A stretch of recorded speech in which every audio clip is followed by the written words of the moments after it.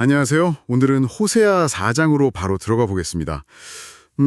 읽어보면 처음부터 분위기가 좀 심상치 않아요. 하나님께서 이스라엘 백성들을 향해서 뭐랄까 문제를 제기하시는 듯한 느낌이죠.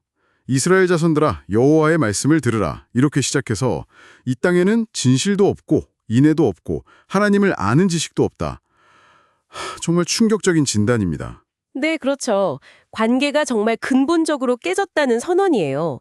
진실, 그러니까 신실함, 그리고 인애, 그 변함없는 사랑, 마지막으로 제일 중요한 하나님을 아는 지식, 이게 완전히 없어졌다는 거거든요. 이 세 가지가 사실 언약 관계의 핵심인데 이게 없다는 건 사회 전체가 뿌리부터 흔들리고 있다는 뜻이죠. 그 결과로 나타나는 현상들이 정말 끔찍합니다. 오직 저주와 속임과 살인과 도둑질과 간음뿐이요. 포악하여 피가 피를 뒤이음이라. 이게 그냥 범죄의 목록 나열이 아니라 뭐랄까 사회 질서 자체가 완전히 붕괴된 상태를 보여주는 것 같아요. 네, 마치 둑이 터진 것처럼 악이 그냥 만연한 그런 모습이랄까요? 이 구체적인 죄악들이 쭉 나열된데 혹시 특별한 의미가 있을까요? 아, 물론이죠. 이 죄악들 가만히 보면 십계명이랑 바로 연결됩니다. 그러니까 하나님의 법 자체가 그냥 무시당하고 깨졌다는 증거죠. 그리고 더 나아가서 피가 피를 뒤잇는다, 이 표현은 폭력이 너무 일상화돼서 생명 자체가 경시되는 그런 극단적인 상황을 보여주는 거고요. 근데 중요한 점은 호세아는 이 모든 사회 문제의 근원을 딱 하나로 본다는 거예요. 바로 하나님을 아는 지식의 부재, 이걸로 진단하는 거죠. 그 지식이 없다는 게 자연세계에까지 영향을 미친다는 점이 저는 참 놀랍더라고요. 그러므로 이 땅이 슬퍼하며 거기 사는 자와 들짐승과 공중에 나는 새가 다 쇠잔할 것이요 바다의 고기도 없어지리라.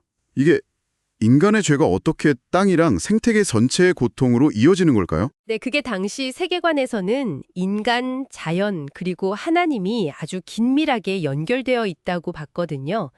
그래서 인간의 타락은 그냥 개인의 문제가 아니라, 창조 질서 전체의 균열을 일으키는 거라고 생각한 거죠.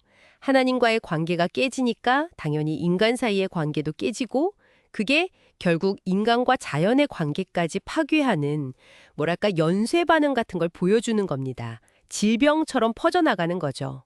여기서 정말 마음에 와닿는 구절이 내 백성이 지식이 없음으로 망하는도다. 네가 지식을 버렸으니 나도 너를 버려. 이 말씀인데요. 여기서 말하는 하나님을 아는 지식이라는 게 정확히 뭘 의미하는 걸까요? 단순히 교리나 정보를 아는 거랑은 좀 다른 차원인 것 같아요. 네, 맞습니다.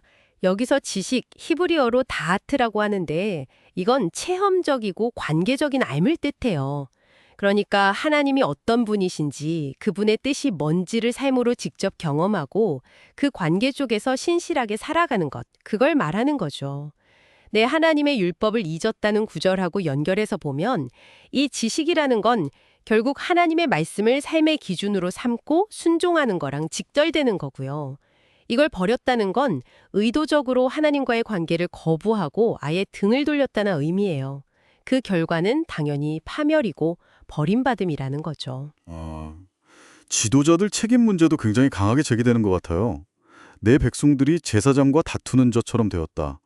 또 너는 낮에 넘어지고 선지자는 밤에 넘어진다. 심지어 백성이나 제사장이나 똑같이 벌받을 거라고까지 하는데요. 이게 책임이 지도자한테 더 있는 건 아닌가요? 아니면 정말 다 똑같다는 건가요? 그거 흥미로운 질문인데요. 본문은 일단 백성이나 제사장이나 동일함이라 이렇게 말하면서 심판 자체는 모두에게 해당된다는 걸 강조해요. 백성들도 제사장에게 대항할 만큼 타락했고 제사장이나 선지자 역시 넘어져서 제 역할을 못하고 있다는 거죠. 하지만 제사장들이 백성의 속죄 제물을 먹고 그들의 죄악에 마음을 둔다, 이런 비판을 보면 확실히 지도층의 타락이 더 심각하고 좀 악의적이었다는 걸 알 수 있어요. 백성들의 죄를 이용해서 자기들 이익을 챙기고 오히려 죄를 더 부추기기까지 한 거니까요. 그러니까 책임의 무게는 다를 수 있지만 심판 앞에서는 동등하다는 경고로 읽어야 할 것 같습니다. 예배의 모습도 완전히 변질된 거군요. 산 꼭대기에서 제사하고 나무 그늘 아래서 분향한다. 심지어 내 백성이 나무에게 묻는다니요. 이건 하나님을 섬기는 게 아니라 완전히 다른 대상을 찾고 있는 거잖아요. 특히 에브라임, 그러니까 북이스라엘을 말하는 거죠. 우상과 연합했다. 이 말은 정말 결정적이네요. 네, 맞아요. 이걸 호세아는 아주 강한 단어 음행이라고 표현합니다. 하나님과의 언약을 깨고 다른 신이나 우상을 섬기는 걸 영적인 간음으로 본 거죠. 음란한 마음이 그들을 미혹했다거나 음행과 묵은 포도주와 새 포도주가 마음을 빼앗는다. 이런 표현들은 뭐랄까 이성적인 판단력을 완전히 잃고 쾌락이나 어떤 거짓된 안정감에 취해서 하나님을 버린 상태를 아주 생생하게 보여줘요. 그러니까 참된 예배는 사라지고 그냥 공허한 종교 행위랑 우상 숭배만 남게 된 거죠. 그 결과는 정말 참담하네요. 먹어도 배부르지 못하고 음행에도 수가 늘지 못한다. 기본적인 삶의 축복마저 사라지고 결국 남는 건 수치뿐이다. 이런 이연이네요. 모든 노력이 헛되고 부끄러움으로 끝나는 그런 그림입니다. 네, 그리고 이 모든 결과는 다시 처음으로 돌아가서 하나님을 아는 지식을 버리고 그분을 떠난 것의 필연적인 귀결이라는 거예요. 이는 여호와를 버리고 따르지 아니하였음이니라 딱 명시하잖아요. 호세아는 이 비극이 그냥 우연히 일어난 게 아니라 그들의 선택이 낳은 결과라는 걸 분명히 보여주는 거죠. 그래서 유다를 향해서 너희는 제발 이스라엘처럼 되지 말라라고 경고하는 목소리가 더 절박하게 들리는 거고요. 오늘 호세아의 4장을 쭉 살펴보니까 하나님을 아는 지식이 없다는 게 단순히 개인의 도덕적인 문제를 넘어서서 사회 전체의 붕괴, 심지어 자연의 파괴로까지 이어지는 그런 무서운 연쇄 반응을 그리고 있다는 생각이 드네요. 이게 그냥 종교적인 문제만이 아니라 공동체의 생존 자체가 걸린 문제였군요. 정확합니다. 핵심은 그거죠. 하나님과의 올바른 관계, 즉 그분을 아는 참된 지식에서 벗어나는 것이 어떻게 이렇게 총체적인 부패와 파멸을 가져오는가.